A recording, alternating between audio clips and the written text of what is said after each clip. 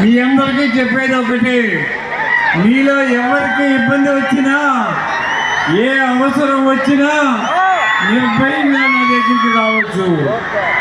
మీకు చిన్న ముళ్ళు గుచ్చుకున్నా నా నోటితో తీసేస్తాను.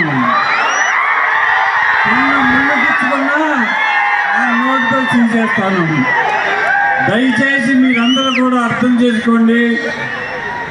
రౌడీయిజం కాదు, గోండాయిజం కాదు, న్యాయంగా పరిపాలించే రాష్ట్రాన్ని ఏలుకోవాలి. రాష్ట్రాన్ని ఏలాలంటే న్యాయం ధర్మం కావాలి. అటువంటి న్యాయం ధర్మం కావాల పార్టీ ఎన్డీఏ పార్టీ.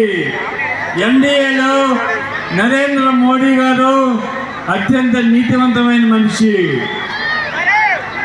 మన నారా చంద్రబాబు నాయుడు గారు 40 సంవత్సరాల అనుభవంతో రాజకీయం చేసిన మనిషి.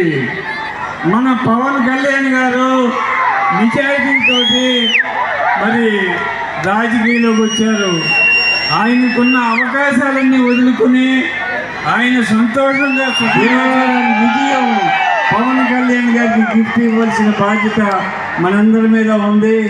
మరి బీజేపీ అభ్యర్థిగా భూపతిరాజు శ్రీనివాస వర్మ గారు పోటీ చేస్తున్నారు. వారి గుర్తు కమలం. నేను జనసేన పార్టీ తరఫున పోటీ చేస్తున్నాను. నా గుర్తు గాజు గ్లాసు. గాజు గుర్తుకి మీ పవిత్రమైన ఓట్లు వేసి మా విజయాన్ని సహకరించాలని కోరుతూ, టైం లేదు, చాలా విషయాలు చెప్పాలి. ఈ నియోజకవర్గ సమస్యలు పవన్ కళ్యాణ్ గారికి నేను విన్నవించుకున్నది ఒకటి, అయ్యా మీరు అధికారంలోకి వచ్చిన తర్వాత మా భీమవరం నియోజకవర్గాన్ని నెంబర్ 1 నియోజకవర్గంగా చేయాలి. అది మీ బాధ్యత. మీ మీద నమ్మకంతో ఇక్కడ ప్రజలందరూ ఉన్నారు. భీమవరానికి ప్రధాన సమస్య తాగునీటి సమస్య. నా భీమవరం కాదు, మన భీమవరం. మన భీమవరం ఉన్న కళ్యాణ్ గారికి వారికి అభినందనలు తెలియజేస్తూ, భీమవరానికి ప్రధాన సమస్య చివరి ప్రాంతాలకి తాగునీటి సమస్య, భీమవరానికి ట్రాఫిక్ సమస్య, తాగునీరు సాగునీరు సమస్య.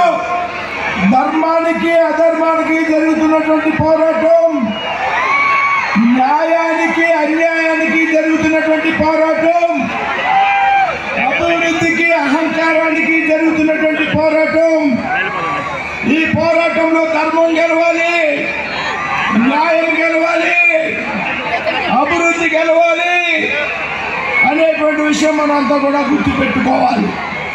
ఈ రాష్ట్రంలో అధికారంలో ఉన్నటువంటిది అవినీతికరమైనటువంటి ప్రభుత్వం, విధ్వంసకరమైనటువంటి ప్రభుత్వం.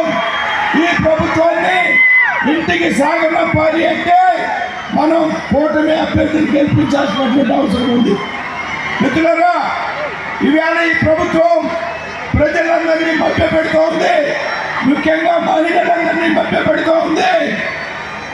ఈరోజు ఈ రాష్ట్రంలో ఇవాళ ఈ ప్రభుత్వం చెప్తా ఉంది, మరోసారి మేము అధికారంలోకి రాకపోతే ఈ రాష్ట్రంలో ఉన్నటువంటి సంక్షేమ పథకాలన్నీ రద్దయిపోతాయనేటువంటి ఒక ప్రచారాన్ని ఈరోజు రాష్ట్రంలో చేస్తున్నారు.